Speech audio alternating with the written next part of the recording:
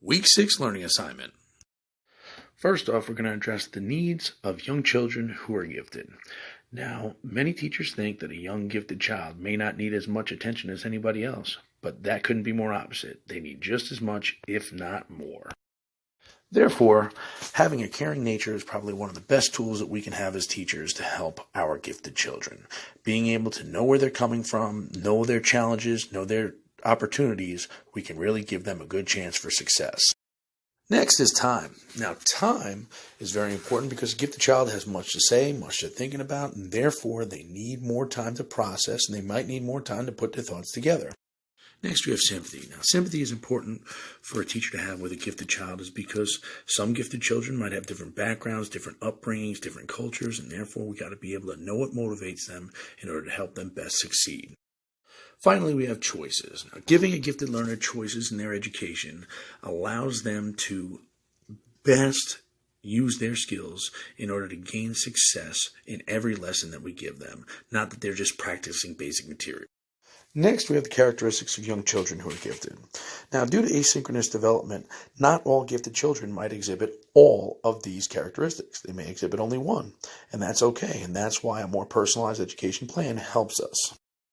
One characteristic of a gifted young child might be increased attention span. Now, if you notice, I have a little graph about what a normal attention span is, and a gifted child might exhibit a little bit more and even into an adult attention span.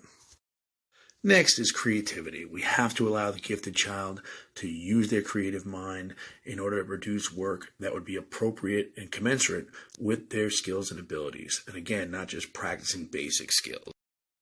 A gifted child might also exhibit abnormal or above normal leadership abilities, in which case they're able to take control. They might be able to put things into real world concepts that maybe their school age peers don't understand. The next characteristic has to do with a great memory or an exceptional memory. A gifted child might exhibit an exceptional memory. They might remember facts that you would deem mundane, but they held on to them. Great memory leads to attention to detail. And again, because of their intensity, you might see a gifted child focus a little bit more on details that you might not see as important, but they had to focus on and made sure they get right. One of the most common might be an extensive vocabulary. They might speak quicker. They might speak in longer sentences. They might be able to put things together more quickly than their school-aged peers. And having that extensive vocabulary might really set them apart early.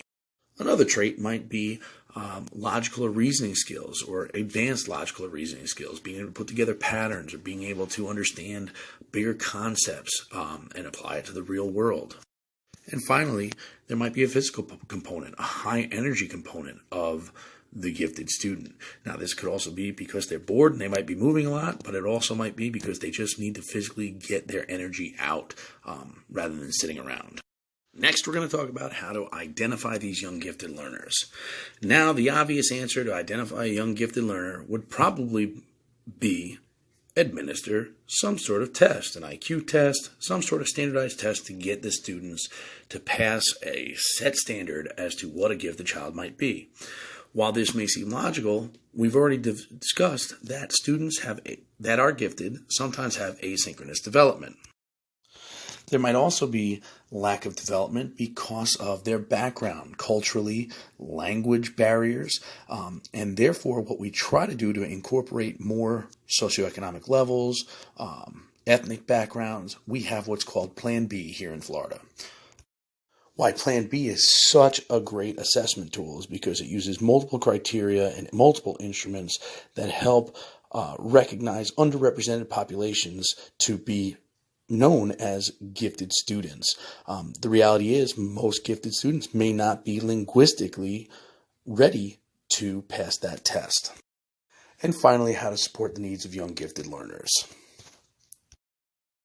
The key is that individual attention, figuring out who that student is, what their motivation is, what their strengths are, and giving them the opportunity to succeed. Really, the key here is giving them the assistance, giving them support through your lessons, giving them options so that they can learn best and get the most out of the classroom experience, not that they start falling behind because they are disinterested.